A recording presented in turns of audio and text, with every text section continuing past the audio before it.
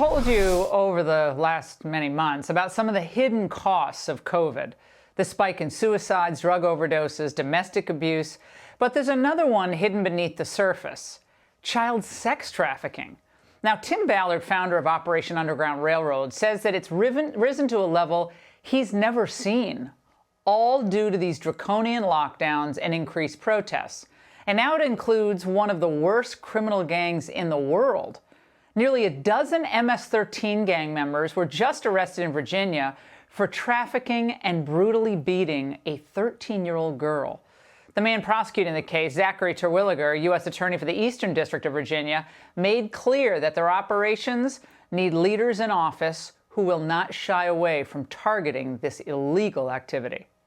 Combating MS-13 is not anti-immigrant. It's pro-immigrant. We're going after the people who are preying upon our immigrant communities. Law enforcement is key to this operation. But you know who's also key to this is our elected leaders and calling out what's actually going on.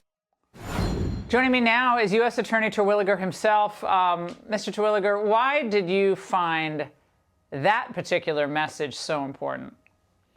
Thanks a lot, Laura. It's key if we're going to actually attack this problem. We've got to identify it, and it needs to be a whole-of-government approach. So much about MS-13 gets politicized, and folks will say it's anti-immigrant. As we just discussed and as you just showed, it's key that MS-13 preys upon the immigrant community. It sex traffics their daughters, it brutally attacks their sons, and it extorts individuals, hardworking immigrants in this country by threatening them with violence here and in El Salvador. And for so many, if you seek to enforce any type of rule of law against this gang, it's seen as being anti-immigrant, and that's simply not the case. Now, here's how Biden has been discussing illegal immigration. Watch. There will not be another foot of wall constructed on my administration. 11 million undocumented aliens are already Americans, in my view.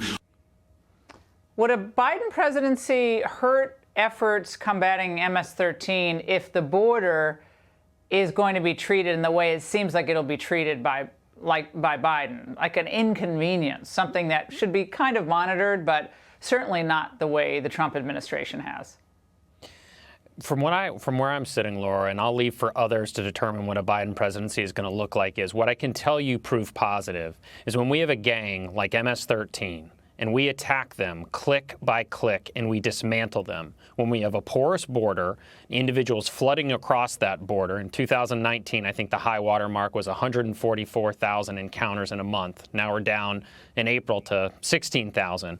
We can actually gain a foothold. We can get ahead. But when individuals who want to come here and do harm and join gangs like MS-13 or already gang members flood across the borders, it's simply a game of whack-a-mole, and we can't win because there's been cases in the Eastern District of Virginia where we've had individuals, gang members, who've been deported and they're back in the Washington, D.C. area in 3 to 4 weeks after the deportation. That just doesn't work.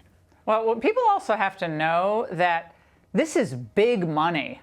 Just like the drug trade is big money, trafficking these young immigrant girls from countries in Central America, that is big business. What we've figured out is just awful is drugs can be sold once. A human being can be sold over and over again. And a gang like MS-13 and others are extremely well situated to recruit these young girls, intimidate them into silence, brutally beat them into submission and rape them, and then turn them out into a population that's equally afraid of MS-13 to say anything about what's going on in their own communities.